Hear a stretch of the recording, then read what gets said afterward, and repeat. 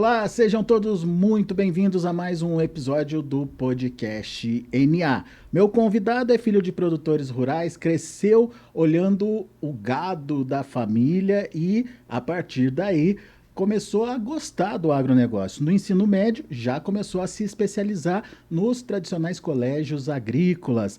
Se formou em agronomia pela UEL, Universidade Estadual lá de Londrina. Já rodou o Brasil, conhece bem o agronegócio. E hoje ele tem a missão de contar para a gente alguns segredos desse manejo de final de ciclo, principalmente nesse momento em que a colheita está evoluindo, que cuidados você precisa ter para fazer uma boa gestão aí da sua lavoura. Eu estou falando do Fábio Lemos, engenheiro agrônomo, gerente de culturas de portfólio da FMC. Fábio, seja bem-vindo, obrigado por estar aqui com a gente. E a gente sempre começa esse nosso podcast entendendo um pouquinho do nosso convidado, como é que ele entrou no agro, enfim. E pelo que eu vi, você já tem DNA aí do agro, é isso, Fábio? Conta pra gente. Perfeito, Alex. É um prazer estar aqui com vocês, estar com notícias agrícolas, falar um pouco não só da minha experiência, mas também entendendo o cenário que a gente está vendo no agro esse ano. Né? Acho que eu tenho uma história curiosa, né? Porque no final do dia eu sou daqui do interior de São Paulo, de Campinas. Não é uma região tradicional, né, da agricultura, mas a família da parte da minha mãe trabalha ainda há muito tempo com agricultura, na região no sul de Minas, pecuária de corte, pecuária de leite. Então, desde novo, tive a oportunidade de ir lá nas minhas férias e conviver com o campo, né? Conviver com essa parte da pecuária, mas ao mesmo tempo entendendo o agro, entendendo as oportunidades. E aí a gente vai pegando gosto, né, E Alex? foi essa curiosidade de visitar os seus avós que te levou a fazer o colégio agrícola? Foi em parte, assim, visitando muito mais meus tios. Meus tios já estavam muito mais à frente da parte agrícola, né, nas propriedades. E aí foi pegando gosto. Então, naquela época, alguns também, além de Minas Gerais, também já tinham área no Goiás. Então, visitava áreas do Goiás e aí foi pegando gosto, né? Então, é, isso foi entendendo melhor o quanto que a agricultura podia agregar, a própria pecuária. Então, todas as férias, todos os momentos, todos os feriados, eu tinha a oportunidade de ir para as fazendas da minha família e conhecer o agro, né? E aí depois que você conhece, gosta, quer ficar lá, quer se envolver no negócio, aí é difícil sair, né? Até que chegou um momento que você falou, você é agrônomo. Até que chegou um momento que antes de ser agrônomo, até chegou um momento que eu falei assim, eu preciso, meus pais sempre incentivaram ir para um caminho de técnico, né, de colégios técnicos, e aí naquele momento eu falei, eu quero ir para um técnico agrícola, quero entender esse mercado, quero ir para esse direcional. E aí eu fui fazer colégio agrícola, e aí abre a mente, né, acho que o colégio agrícola eu fui fazer aqui no interior de São Paulo, em Jaboticabal. E aí abre a mente porque vem pessoas de todas as regiões, de todos os cenários, de todas as culturas. Tinha gente desde mexer com tomate, desde gente com soja, e aí com cana. Então aí abre a mente, e aí falou assim, esse é realmente o caminho que eu quero seguir para a minha vida. Você se formou como agrônomo e começou a sua história viajando pelo Brasil, Fábio. Viajando pelo Brasil, Alex. Acho que me formei, tive uma pequena experiência ainda no Paraná, e aí abriu uma oportunidade de ir para Bahia, para o oeste da Bahia. Né? Ainda quando eu estava como agrônomo, a gente sempre ouvia muito falar de Mato Grosso, de Bahia, de Goiás, Isso foi quando, Fábio? 2010. E aí abriu essa oportunidade no oeste da Bahia, né? Sabia o peso da região ali de Luiz Eduardo, da questão de soja, mas principalmente algodão. E aí eu me candidatei, fui para Bahia e me apaixonei, acabei de me apaixonar pelo agro e entrar numa cultura mais de cabeça foi o algodão, né? Eu tinha tido uma experiência prévia em algodão, né? Pelo IAC aqui em Campinas. Mas aí, quando eu fui para Luiz Eduardo, eu entrei de cabeça no algodão. E aí, consequentemente, soja e milho, porque o agricultor que está lá planta essas três culturas, né? Então, aí, tô desde 2010 na FMC, né? Passei diversas regiões do Brasil, diversas oportunidades. E, sem dúvida, boa parte da minha experiência estão nessas 3 culturas, soja, milho e algodão. Muito bem. Bom, vamos então nos concentrar agora nesse tema do nosso podcast, que é o manejo de final de ciclo. Mas antes de entrar especificamente na necessidade de se fazer um bom manejo de final de ciclo, entender o momento que a gente está passando. Afinal de contas, a colheita está evoluindo, principalmente a de soja nesse momento, né, Fábio? O que você está vendo? Quais são as suas expectativas? O que você já viu? Vem realmente uma grande safra? Tem algum problema para se colocar aí em pauta? Enfim. Perfeito, Alex. Assim, o Brasil começa o seu período de plantio de soja, né? Por volta de setembro, acaba o vazio sanitário, por exemplo, no oeste do Paraná, né? E depois, consequentemente, vai Mato Grosso do Sul. Então, boa parte do plantio, sem dúvida, aconteceu em outubro no Brasil, né? A gente tem variedades no mercado que os agricultores plantam desde super precoces, com 90 dias de ciclo, principalmente o pessoal do Mato Grosso, que depois vai plantar um algodão, que planta essas variedades. Mas de ciclo médio entre 110 e 120 dias é normal, né? E aí, a colheita de soja no Brasil normalmente começa final de dezembro, mas grande parte da colheita começa a entrar em janeiro. Então, a gente está num período muito forte de colheita, né? Num ritmo mais lento do que no passado, né? Na média dos últimos 5 anos, se enquadra na média dos últimos 5 anos, mas mais lento do ano passado, né? A gente tem no Brasil aproximadamente ainda, o reporte que a gente tem da última semana, 13% da área do Brasil colhida, né? Paraná é o estado mais avançado de colheita, por volta de uns 33%. Depois vem Mato Grosso do Sul e Mato Grosso, né? Então vem acontecendo a colheita e o agricultor ele veio se preparando muito forte, então ele tem maquinário, tem uma estrutura para fazer uma colheita bastante rápida, porque a gente sabe que o Brasil, diferente de muitos países, ele tem uma segunda safra muito forte, né? Então o produtor está fazendo uma colheita quando consegue entrar, né? Porque a gente sabe que está em períodos bastante prolongados de chuva nesse momento, mas quando ele consegue entrar, ele faz uma colheita bastante rápida para fazer a implantação da cultura subsequente, que pode ser ou algodão ou milho, né? Então é isso que a gente tem visto hoje. O cenário de soja no Brasil, a gente novamente teve uma expansão de área de soja, né? Algumas consultorias falam entre 1 milhão e meio de hectares adicionais de área, né? Da safra 23-24 para a safra 24-25. E aí, com esse cenário de expansão, sem dúvida, há uma perspectiva importante de uma expansão da produção, né? Algumas consultorias falam do intervalo entre 160 e 170 milhões de toneladas de soja. Então, pelo que você tem visto, está mais para 160 ou mais para 170? Eu acho que assim, pelo que eu tenho visto, Alex, está mais para 170. Por quê? Porque a gente tem algumas situações pontuais, né, que é Rio Grande do Sul, aquela região das Missões, um pouco mais complicada.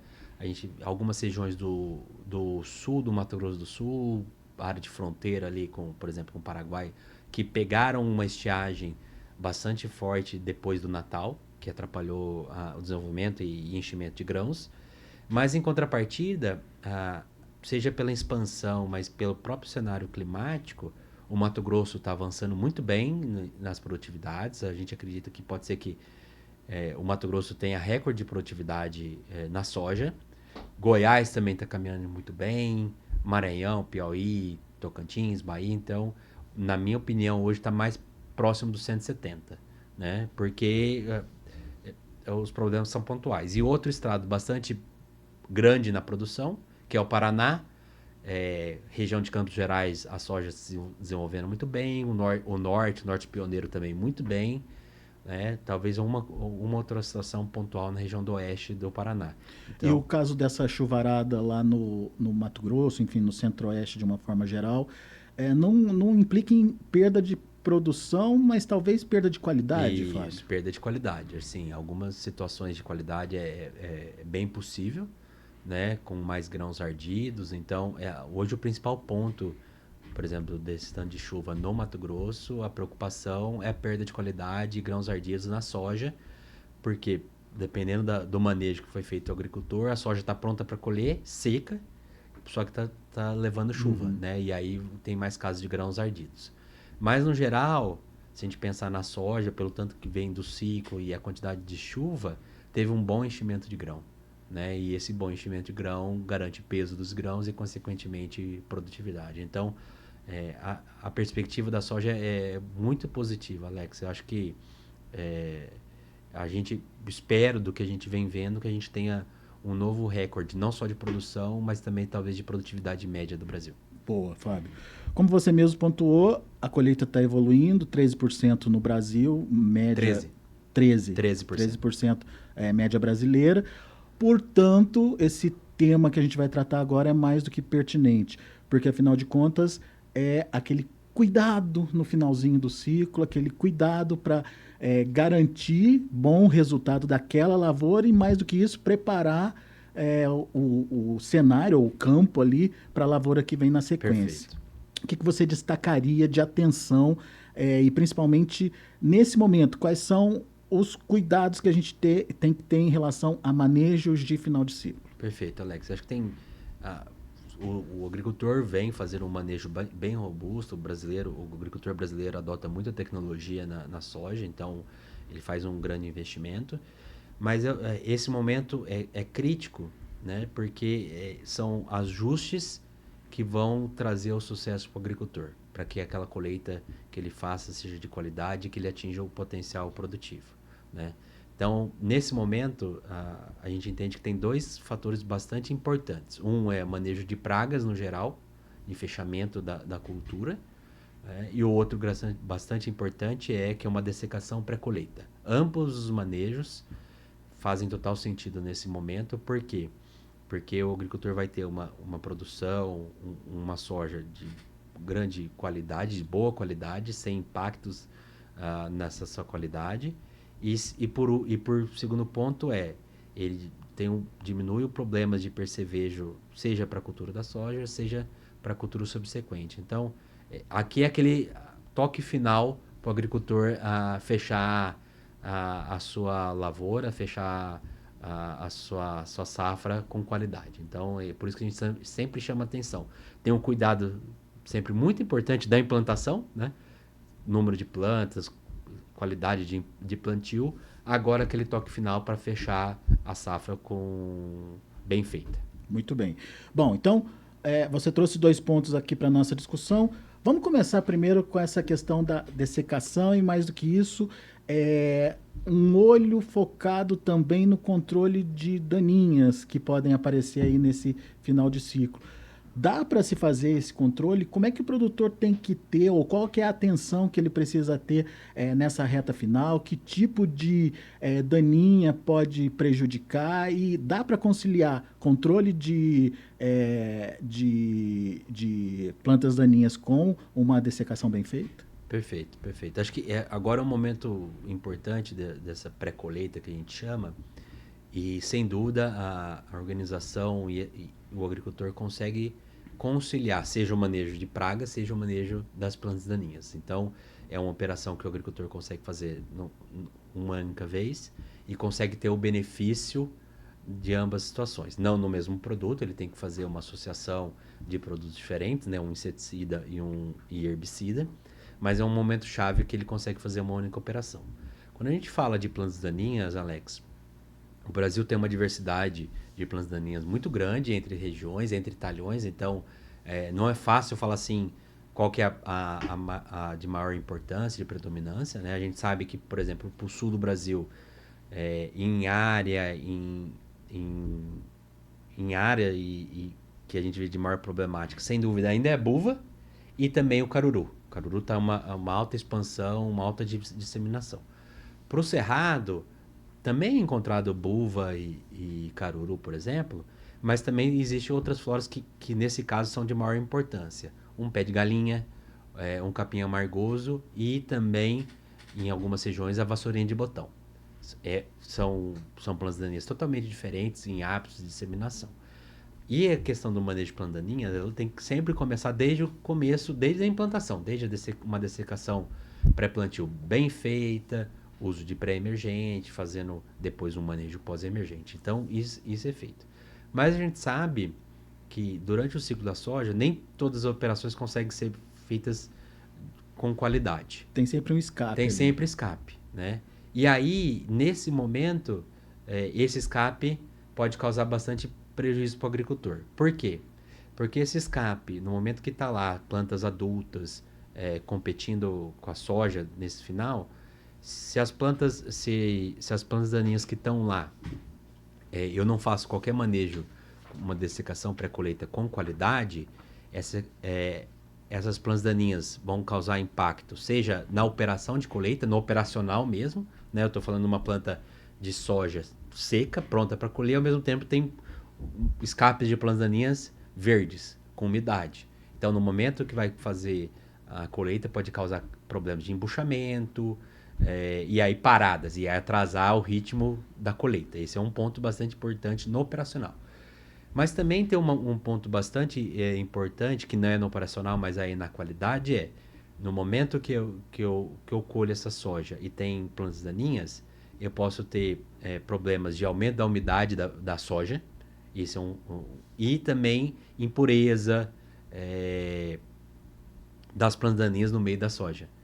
E isso, sem dúvida, traz um impacto importante para o agricultor, porque dói diretamente no bolso do agricultor.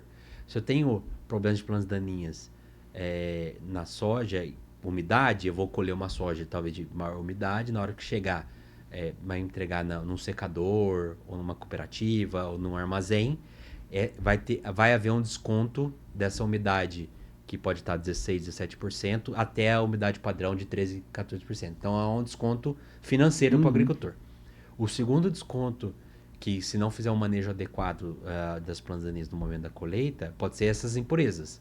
As impurezas também causam desconto para o agricultor, né? Então, desconto e aí perda de valor. Se o agricultor ia vender a soja por 120, 130, pode ser que ele receba 5%, 10% a menos do valor. Então, é um prejuízo para o agricultor. Ainda mais num ritmo, numa safra que ele fez tudo certinho, chegar agora ao final ter essa má notícia. Então, por isso que a gente sempre fala da importância do momento da pré-colheita. E o segundo fato que esse manejo de dessecação da pré-colheita é tão importante quanto a questão do controle das plantas daninhas para a soja eu faço um uso de um herbicida, ele faz um controle daquela planta daninha, e eu diminuo o problema dessa planta daninha para a implantação da safra seguinte, para o milho safrinha, né? Porque se eu não fizer isso, eu vou lá colher a soja, no momento que eu estabelecer a planta daninha, por exemplo, eu vou ter uma trapoeraba lá,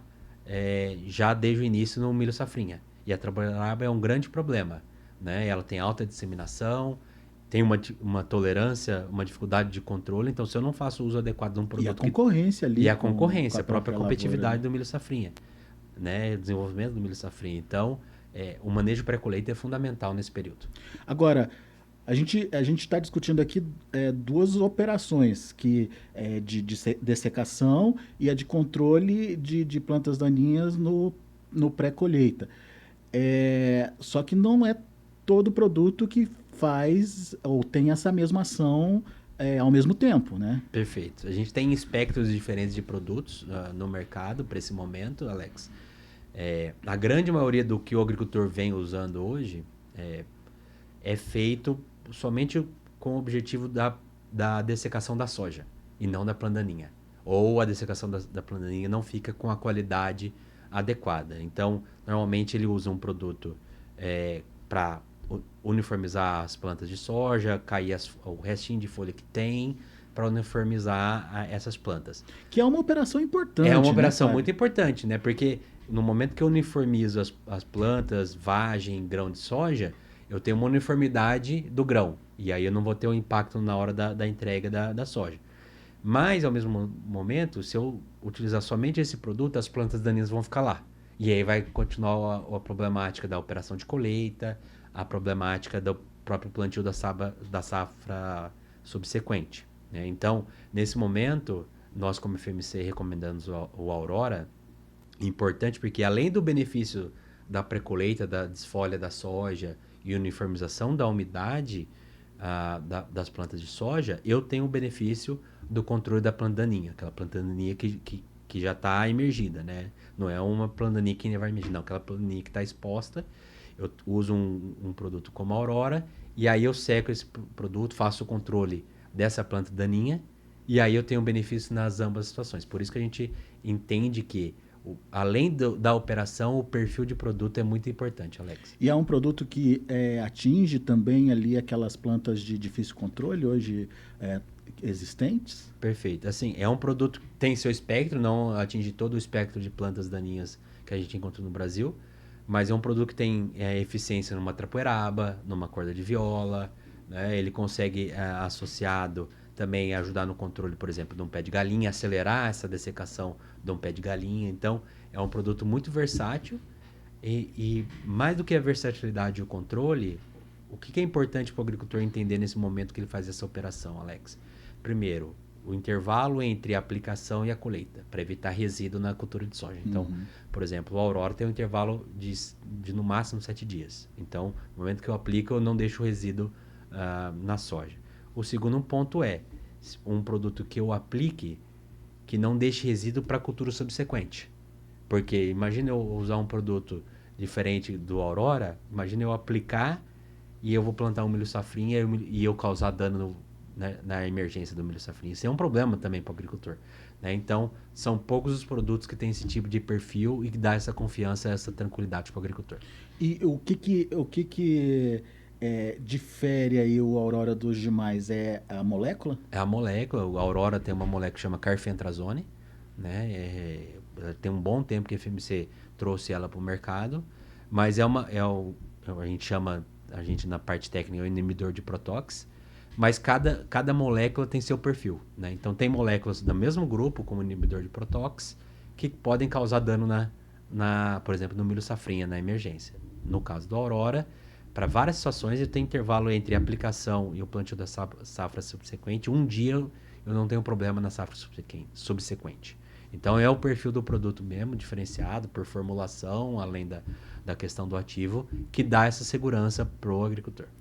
E hoje no Brasil a prática de colher aqui na frente e plantar aqui atrás é normal, né, Fábio? Então Perfeito, tem que estar tudo em dia para evitar esses contratempos aí, né? Sem dúvida, perfeito. Eu estava comentando com você mais cedo, eu viajei semana passada para o Mato Grosso, sol aberto, muitas coletoras e as plantadeiras atrás já, o agricultor andando.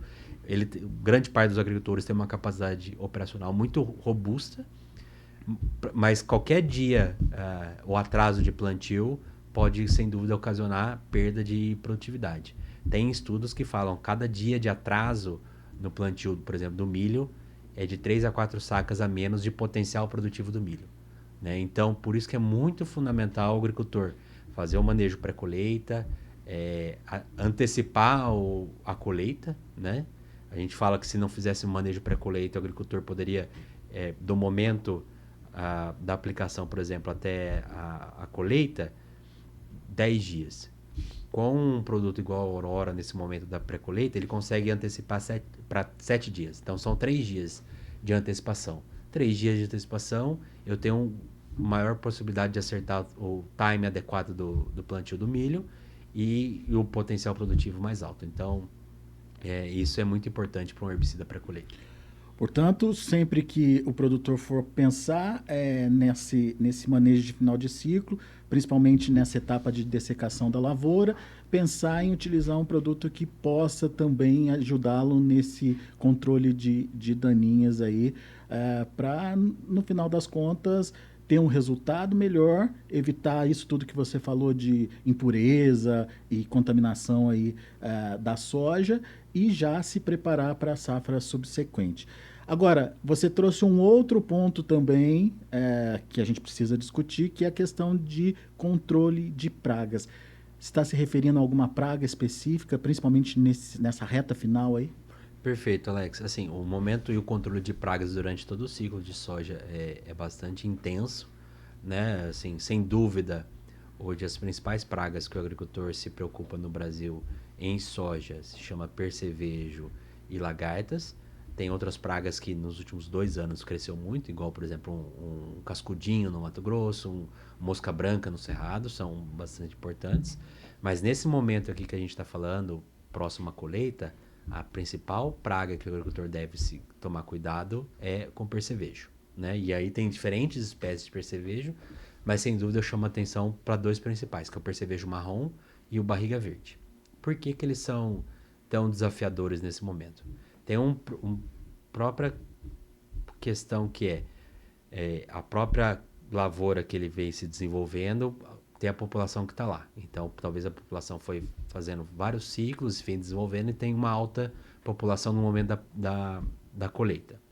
O segundo ponto a gente sabe que o Brasil é um xadrez que a gente chama. Ao mesmo tempo que eu tenho uma área ainda de soja verde, eu tenho a área de soja amarelada, próximo ao encerramento do ciclo, e tem a área sendo colhida. Então, existe uma migração dessas pragas, por exemplo, percevejo e também a mosca branca, das áreas mais próximas da colheita para as áreas mais novas. Então, e essa migração é muito forte, muito robusta. E tendo essa população, seja da área que ele já estava, seja da própria migração, o percevejo vai atrás do alimento e ele ainda pode causar muito dano para a cultura da soja. O que o percevejo faz? O que ele traz de consequência ali? É para a planta, é para o grão, enfim? Depende muito do momento que ele entra na lavoura, sabe, Alex? Se ele entra bem no estágio vegetativo da soja, os danos pronunciados na cultura são menores. Mas ele ainda tem alimento, né? E ele pode ainda se alimentar, fazer novas gerações. E a partir do estágio reprodutivo, que é o maior dano do percevejo na cultura da soja. Então, ele pode atrapalhar na questão de flores, derrubar a flor, ele pode atrapalhar nos canivetinhos, diminuir vagem e, consequentemente, nesse momento aqui que eu chamo a atenção, os 2 principais pontos, que é perda de peso de grão, né, e perda de qualidade de grão. Por quê? Perda de qualidade de grão, para a área de semente ele pode causar um dano importante, seja na questão de vigor das sementes, mas na questão da quantidade e produtividade diminuir peso de grão. Diminuindo o peso de grão, talvez se eu plantasse uma soja, tinha uma expectativa de ter 150 a 180 gramas de massa de 1.000 grãos, talvez eu vou ter 120, 130. E aí é perda direto mesmo Na tonelagem, na tonelada, né? na produtividade.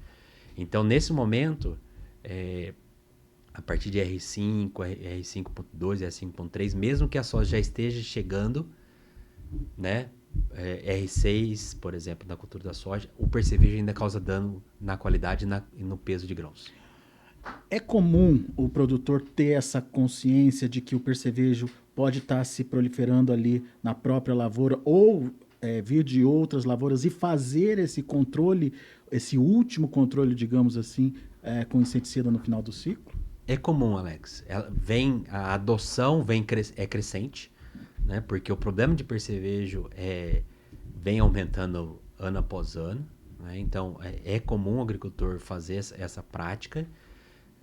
O que a gente sempre chama mais atenção como o aumento da população e da problemática do percevejo, essa operação ainda se torna cada vez mais fundamental, seja para a soja, né? Então, seja também para a cultura subsequente, porque... Como é que eu me programo para fazer essa aplicação? Como uma aplicação preventiva mesmo? Chegou o final de ciclo, eu faço essa aplicação ou o monitoramento ainda é importante? O monitoramento é importante durante todo o ciclo, Alex. Uhum. O monitoramento de pragas é fundamental durante todo o ciclo. Mas nesse momento, o monitoramento ajuda muito, né? Porque eu consigo ainda, talvez, situações ainda bater pano, quantificar o número de percevejos, né? 2, 3, 4, 5, até 5 percevejos por metro. Não é índice, mas isso acontece. Mas nesse momento também existe, pela própria costume e tradição do agricultor nesse momento, ele consegue ver o percevejo, ele é mais visível para o agricultor, né? Tá no ponteiro, no terço superior da soja, então ele vê. E aí, como prática, ele já faz essa adoção, né? E diferente, talvez, em outros momentos do ciclo da soja, em que o percevejo se esconde, fica mais no bacheiro, que é mais difícil a visualização do agricultor, nessa reta final de soja, o percevejo sobe. Porque talvez os grãos, as vagens do bacheiro estão secas e o que tem um pouco mais umidade está no ponteiro. Então ele sobe para se alimentar. E aí se torna mais visível para o agricultor. Então é mais visível para o agricultor toma a atitude de fazer o manejo.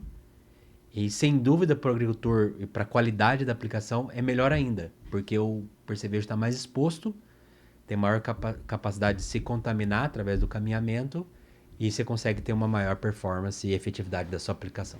Da mesma forma que a aplicação do herbicida, a aplicação do inseticida para controle do percevejo vai beneficiar também a cultura subsequente? Sem dúvida, vai beneficiar a cultura subsequente.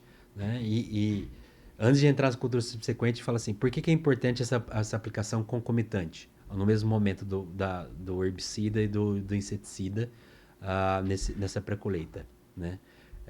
O percevejo, além de estar na soja, ele também pode estar na planta daninha. Então, no momento que eu faço aplicação concomitante, eu consigo fechar o espectro que a gente chama, seja no controle da planta daninha, seja do percevejo que está na soja, como na planta daninha. Então, eu tenho uma operação de extrema qualidade para controle de percevejo. Né? Então, esse é um ponto fundamental. Se eu não faço esse tipo de operação com o herbicida junto, o que pode acontecer?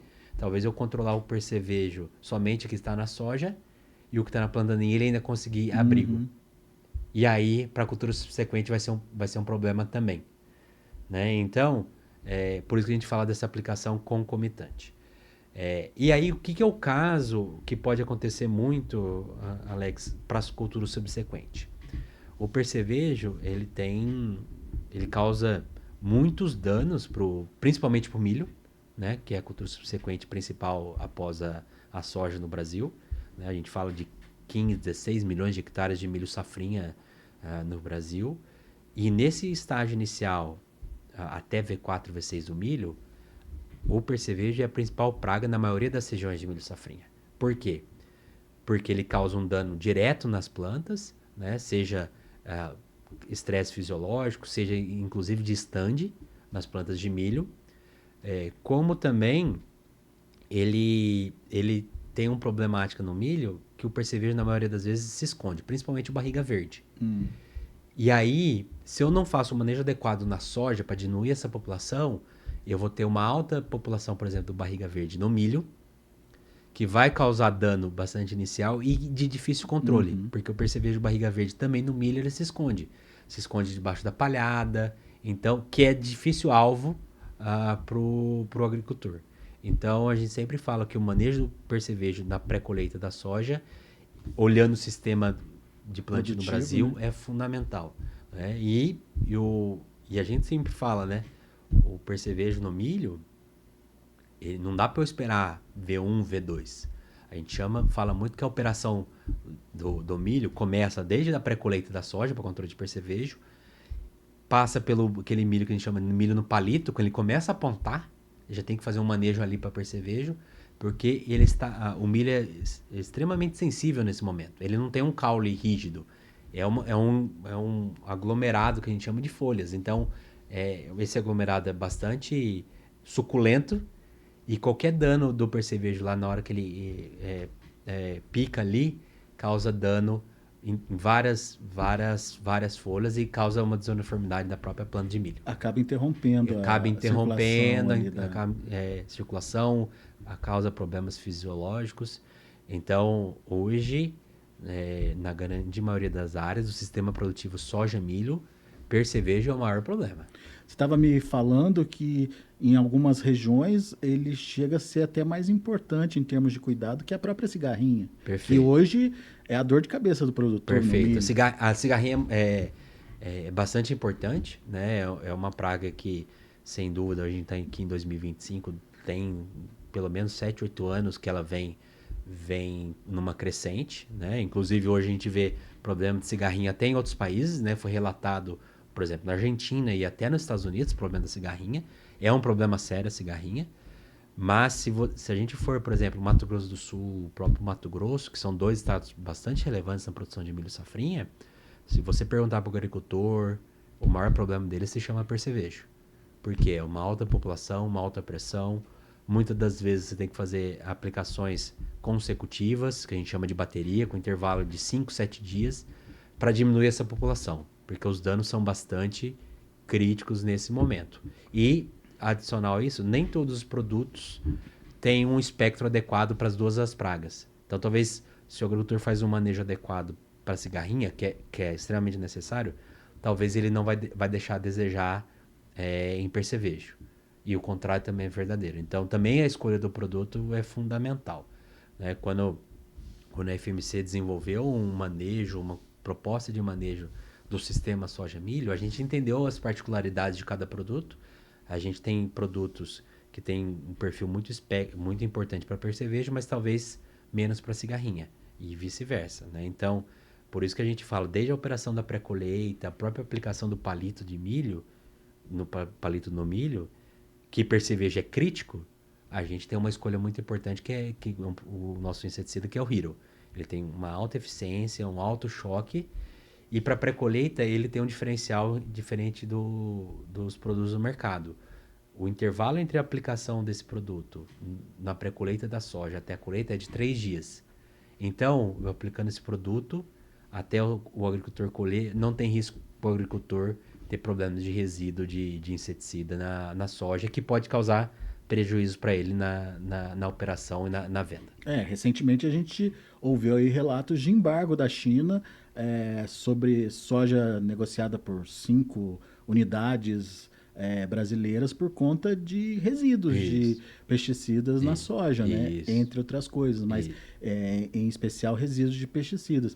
Isso é fundamental o produtor estar atento também para não perder o time ali e errar no controle, né? Perfeito, Alex. Um dos principais produtos que é utilizado no manejo por exemplo, de percevejo na cultura da soja, que é um organofosforado, ele tem um intervalo de 21 dias entre a aplicação e a colheita.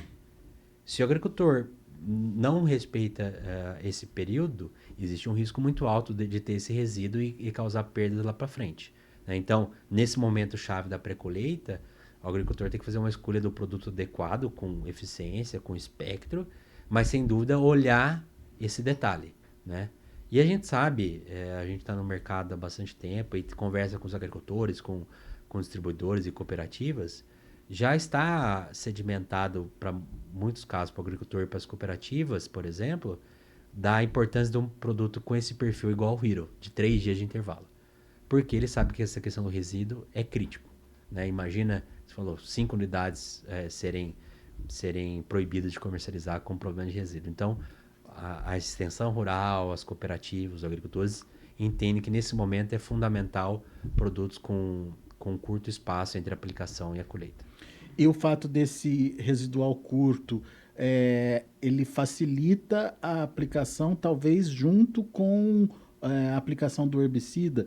Por isso que você falou da aplicação concomitante? Perfeito, perfeito. Por isso que a gente sempre fala da operação concomitante de inseticida e herbicida, porque se eu não tenho isso, se eu tenho um produto que não tem esse intervalo, tenho um produto com intervalo de 20 dias, um inseticida, por exemplo... Você vai precisar fazer duas operações. O agricultor vai ter que fazer 2 operações. Ele vai ter que entrar num primeiro momento usando o inseticida e depois, num outro momento, 10 dias depois, por exemplo, com uma aplicação do herbicida. Na hora que eu tenho um produto, um inseticida com esse intervalo, eu consigo fazer uma aplicação única. Adicional a isso, se o agricultor somente faz a operação 20 dias antes da colheita e não faz mais nenhuma operação, corre o risco ainda de não conseguir baixar a população do percevejo na quantidade, na qualidade que ele quer. Então, ainda corre o risco do agricultor ter que fazer uma segunda aplicação.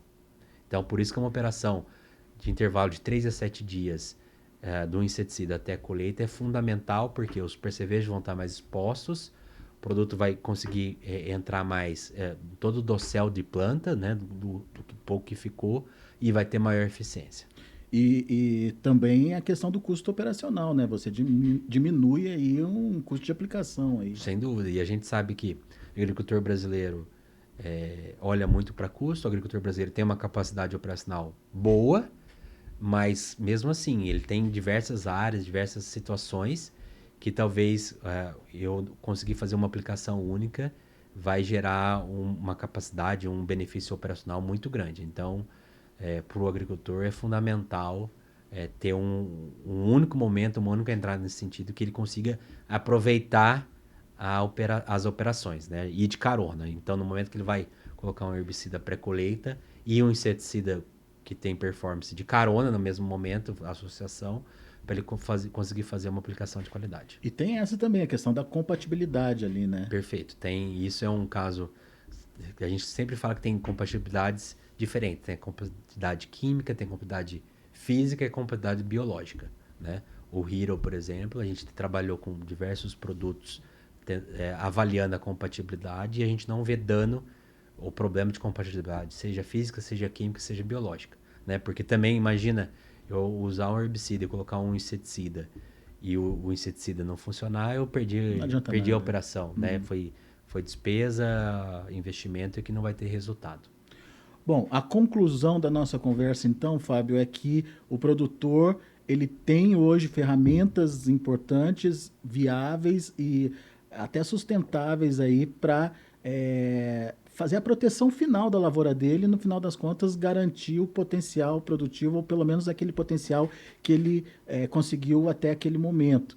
E mais do que isso, é se preparar para a próxima cultura. Perfeito. Hoje o agricultor tem ferramenta, né? A FMC é uma empresa que tem ferramenta para oferecer ao agricultor, junto aos nossos representantes, junto às cooperativas e distribuidores, para que o agricultor tome a melhor decisão nesse momento da dessecação pré-colheita e também para a implantação, por exemplo, do milho safrinha. O agricultor tem que entender que esse momento, essa operação é fundamental para o sucesso dele, né? Então, ele vem construindo uma lavoura de soja desde o plantio com qualidade, com interferências, com manejo, correta escolha da variedade, correta adoção de fungicidas, por exemplo. Mas nesse momento é um momento chave para fechar com chave de ouro. Então, o agricultor entende isso, ele pode entender situações diferentes, talvez como... tem áreas, por exemplo, que talvez a pressão de percevejo não é alta ou não tem plantaninha, pode ser que ele não necessite fazer. Mas hoje a gente fala que 70% a 80% do mercado, da área do mercado de soja do Brasil, o agricultor faz o uso de um herbicida pré-colheita, né? E a gente sabe que a penetração de soja, de milho safrinha, em algumas regiões é muito alta, né? Você pega, por exemplo, Mato Grosso, a gente praticamente 60% da área de soja que é colhida vai vir a milho safrinha. Então o agricultor tem que entrar lá controlando adequadamente e pensando também no percevejo. E isso que você está trazendo é muito importante, a questão de pensar no sistema produtivo, né? E de associar tudo que você faz na lavoura anterior, que vai trazer benefício para a lavoura subsequente também, né? Perfeito. O Brasil não tem neve, não tem outras situações, não tem o frio que cessa problemas como planta daninha, doenças e pragas. O Brasil é um país tropical, a gente tem regiões ainda com 3 safras, muita área irrigada, então as pragas, as doenças, as plantas daninhas estão no ambiente o tempo todo. Então o agricultor tem que pensar não somente na soja que ele está plantando, tem que pensar no sistema e fazer os adequados manejos no sistema, né? Eu falei de percevejo, é um problema em soja, é um problema em milho, é um problema em feijão, é um problema em algodão, né? Plantas daninhas é um problema em todas as culturas. A gente tem, por exemplo, o exemplo ferrugem. Ferrugem é um problema específico de soja. Então a gente tem que entender como ajustar, por isso que existe vazio sanitário, manejos culturais. Mas, por exemplo, a mancha-alvo é um problema da soja, é um problema do algodão. Se eu não penso no sistema, o agricultor pode ter até sucesso na soja, mas no algodão ele vai ter um problema. Então, nós como agrônomos, nós como indústria que está sempre junto ao agricultor, a gente pensa no sistema e a gente pensa no melhor manejo, independente se é produto meu, se é produto da outra empresa. O que a gente pensa é como eu vou entregar um manejo adequado para o agricultor, pensando em sistema que ele tenha sucesso. E se o agricultor tiver sucesso, nós que estamos todos na cadeia, vamos ter sucesso. Então, eu acho que o sistema agrícola brasileiro é um sucesso, pelo extraordinário que a gente consegue fazer no Brasil. Cada vez me chama mais atenção quando eu vou para algumas regiões e vejo a mudança, né? Eu falei para você que eu comecei em Luiz Eduardo em 2010. todo ano eu vou para Luiz Eduardo. Cada ano é uma grata alegria ir lá. Por quê? Porque o agricultor, não só nessa região, para diversas regiões, o agricultor é tecnificado, ele entende o sistema, ele entende que ele tem que fazer, olhar o contexto como um todo, desde a escolha da adubação, que vai interferir na soja, no algodão, no milho, por exemplo, pragas, doenças, e aí a gente consegue atingir os potenciais que a gente atinge hoje. E sem dúvida, eu chamo muita atenção para o percevejo, né, nesse momento da soja, porque está cada dia mais difícil de controlá-lo. Seja pela alta população, seja pelas questões, desafios climáticos, está mais difícil. Quando eu vou em visita ao Paraná, Mato Grosso do Sul, Mato Grosso, é uma reclamação constante. Então, se o agricultor toma a decisão adequada de fazer um manejo nesse momento, ele vai ter benefício além para a soja, como também para o milho safrinha. Boa. Fábio, a gente está caminhando já para encerramento aqui do nosso podcast, então abre espaço para você falar direto com o produtor rural, que é o nosso público, que é quem está consumindo aqui o nosso produto, o podcast NA. Fique à vontade para passar o seu recado. Obrigado, Alex. Obrigado por vocês estarem aqui ouvindo e ter oportunidade de nos escutar. Eu, como agrônomo, primeiramente, antes de falar como indústria, eu como agrônomo, entendo a responsabilidade que vocês e nós temos de trazer e fazer uma lavoura com qualidade, com produtividade. Então, nesse momento, eu chamo muita atenção para vocês estarem muito atentos nesses dois aspectos, né, que é a questão da dessecação pré-colheita e o manejo de percevejos.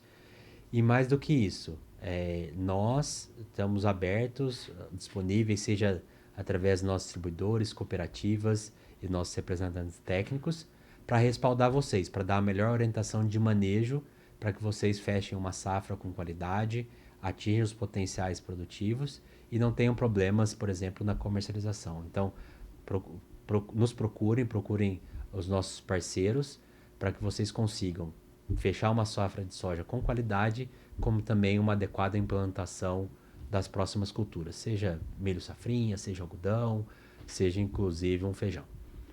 Fábio Lemos, obrigado, meu amigo. Obrigado pela participação aqui conosco nesse episódio do podcast. Muita coisa boa foi passada aqui para quem está nos ouvindo. E volte sempre, Fábio. Obrigado, Alex. Agradeço o convite, agradeço a oportunidade de estar aqui com vocês. E pode ter certeza que eu vou voltar, que ainda tem um milho safrinha ainda toda pela frente aí. E todos os desafios que o milho safrinha nos traz, todas as oportunidades, mas todos os desafios ainda que ele terão. É isso. Conversei então com Fábio Lemos, engenheiro agrônomo, gerente de culturas e portfólio da FMC, trazendo indicações importantes aí para um manejo bem feito de final de ciclo. A gente vai ficando por aqui, sempre lembrando que o podcast NA acontece todas as segundas-feiras e você é nosso convidado para assisti-lo onde você quiser, seja no Notícias Agrícolas nas segundas-feiras, mas também nas nossas redes sociais, no YouTube você tem acesso também aos episódios anteriores, enfim, fique à vontade para assistir aos episódios do podcast NA. A gente vai ficando por aqui, grande abraço, até a próxima!